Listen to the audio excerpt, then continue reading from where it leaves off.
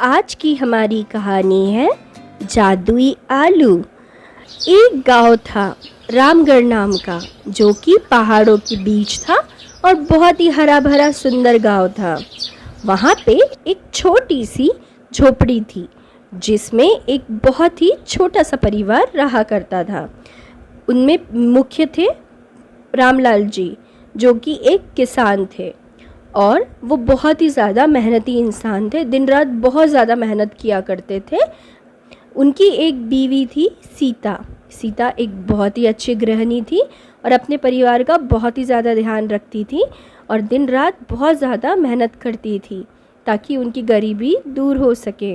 उनकी एक बहुत ही प्यारी बेटी थी राधा। बहुत ही ज़्यादा मेहनती थी राधा। वो हमेशा स्कूल जाया करती थी, लेकिन उसके लिए उसे दूसरे गांव जाना पड़ता था जंगल पार करके, और वो रोज़ जाया करती थी। कभी कभी तो स्कूल से आने के बाद वो अपने पिताजी की मदद भी करती थी खेतों में, और उसके बाद जो समय बचता था घर आकर पढ़ाई करती थी और अपनी माँ की भी मदद कर दिया करती थी घर के कामों में। 2 दिन बाद राधा का जन्मदिन था। वो अपने माता पिता के पास जाती है और कहती है, माँ पिताजी 2 दिन बाद मेरा जन्मदिन आने वाला है, तो मुझे इस बार केक, मिठाइयाँ और बहुत सारे तोहफे भी चाहिए। और ये कहकर वो पढ़ाई करने चली जाती है। उसके माता पिता बहुत ही ज़्यादा चिंता में आ जाते हैं और उसके पिता कहते हैं, दादा की माँ, इस साल हमें कितना नुकसान हुआ है, हमारी पूरी फसल खराब हो गई है।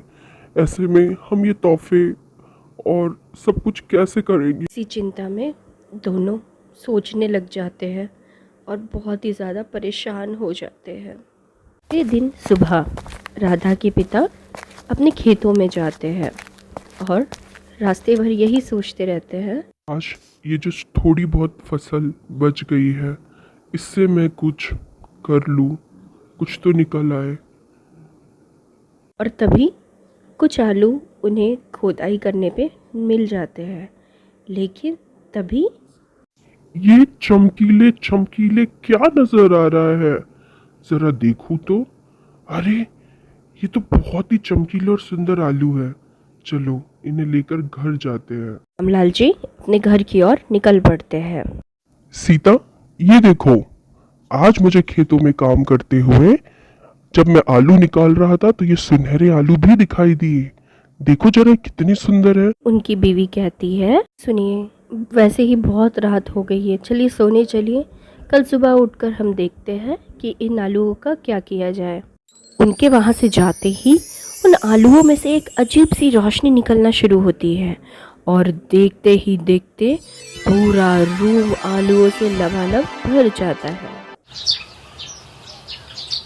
कमरे के अंदर आते ही कमरे की हालत देखकर रामलाल जी बोलते हैं, हे भगवान, ये क्या हो गया। सारा रूम आलूओं से भरा हुआ है और इस आलू की टुकनी को देखो, ये भी यही रखी हुई है। आखिर ये हुआ तो हुआ कैसे। तो दोनों ही बहुत ज़्यादा चिंता में आ जाते हैं।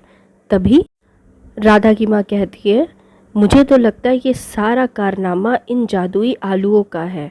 मुझे भी ऐसा ही लगता है, पर मेरे दिमाग में एक तरकीब है। मैं इन आलूओं को बाजार ले जाता हूँ, उन्हें बेच करके पैसे आ जाएंगे, जिससे मैं राधा के लिए खिलौने और तोहफे ले आता हूँ। इतना कह के रामलाल जी बाज़ार की ओर निकल पड़ते हैं उन आलूओं के साथ। आज तो रामलाल जी बहुत ही ज़्यादा खुश थे इन आलूओं की वजह से।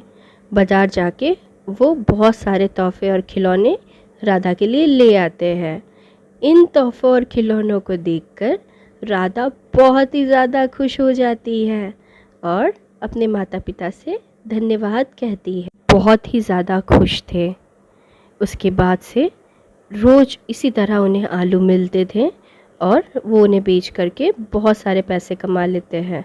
कुछ ही सालों में वो बहुत ही ज़्यादा अमीर हो जाते हैं और बहुत ही खुशी खुशी रहने लगते हैं। आज का वीडियो अच्छा लगा है तो चैनल सब्सक्राइब ज़रूर करिएगा, नोटिफिकेशन बेल दबा दीजिएगा, साथ ही साथ लाइक शेयर कमेंट करना ना भूलिएगा।